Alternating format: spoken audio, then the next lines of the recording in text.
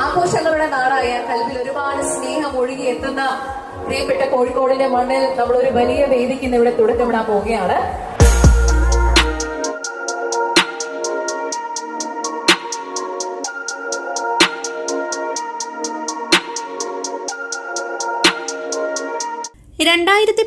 നിലവിൽ വന്ന വേതന പാക്കേജ് പരിഷ്കരിക്കുക, 70 വയസ്സ് കഴിഞ്ഞ ലൈസൻസുകളുടെ ലൈസൻസ് പുതുക്കി നൽകുക തുടങ്ങിയ ആവശ്യങ്ങൾ ഉന്നയിച്ച് സംസ്ഥാന വ്യാപകമായി താലൂക്ക് സപ്ലൈ ഓഫീസുകൾക്ക് മുൻപിൽ ധർണാ സമരം നടത്തുന്നതിന്റെ ഭാഗമായി റേഷൻ വ്യാപാരി സംയുക്ത സമിതി തിരൂർ താലൂക്ക് സപ്ലൈ ഓഫീസിന് മുൻപിൽ ധർണാ സമരം സംഘടിപ്പിച്ചു. Kerala retail ration dealers association സംസ്ഥാന വർക്കിംഗ് പ്രസിഡന്റ് കാടാമ്പുഴ മൂസ ഹാജി ഉദ്ഘാടനം ചെയ്തു. ഒരു പുതിയ പരിഷ്കാരം കൊണ്ടുവന്നപ്പോൾ അത് സ്വാഗതം ചെയ്തത് നമ്മളുടെ സംഘടനയാണ്.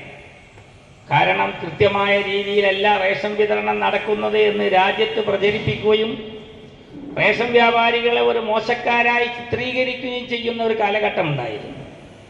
ആ കാലഘട്ടത്തിന് വിപരീതമായി ഇന്ന് ആ വീട്ടിൽ ഒരുത്തൻ വന്ന് കൈവച്ചാൽ മാത്രം കിട്ടുന്ന സമ്പ്രദായം നമ്മുടെ നാട്ടിൽ വന്നു. അത് എങ്ങനെ കിട്ടുന്നു എന്നുള്ളതൊക്കെ വേറെയാണ് കാര്യം. പക്ഷേ ഇങ്ങനെയൊക്കെയാണെങ്കിലും ഗവൺമെന്റ് കാലങ്ങളായി മനസ്സിലാക്കിയിട്ടുള്ളത് പോലെ ഈ വ്യവസായം ഈ ബിസിനസ് നടത്തുന്നവർ ഇത് മാത്രം പഠിച്ചവരാണ്. All Kerala retail ration dealers association ജില്ലാ പ്രസിഡന്റ് കെ ഉണ്ണി കുറ്റിപ്പുറം മുഖ്യപ്രഭാഷണം നടത്തി. Latheef Paravanna, K Jayaprakash, Khader Panchami, Saivath, C M Aboobacker, K Saleem, P V Ramdas, Manoj Parasseri, Bappu Haji, Jafar Thendath തുടങ്ങിയവർ സംസാരിച്ചു. നിരവധി പേരാണ് ധർണാ സമരത്തിൽ പങ്കെടുത്തത്.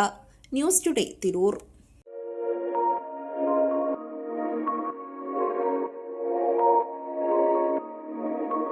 ആഘോഷങ്ങളുടെ നാടായ കൽവിൽ ഒരുപാട് സ്നേഹം ഒഴുകി എത്തുന്ന പ്രിയപ്പെട്ട കോഴിക്കോടിന്റെ മണ്ണിൽ നമ്മൾ ഒരു വലിയ വേദിക്ക് ഇന്ന് ഇവിടെ തുടക്കമിടാൻ പോവുകയാണ്.